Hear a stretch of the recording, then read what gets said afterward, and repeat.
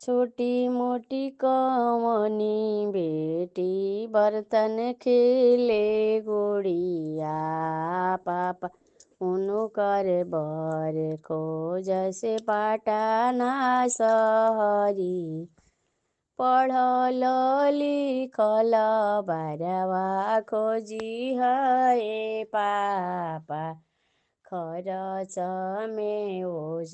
जनी करी है पाप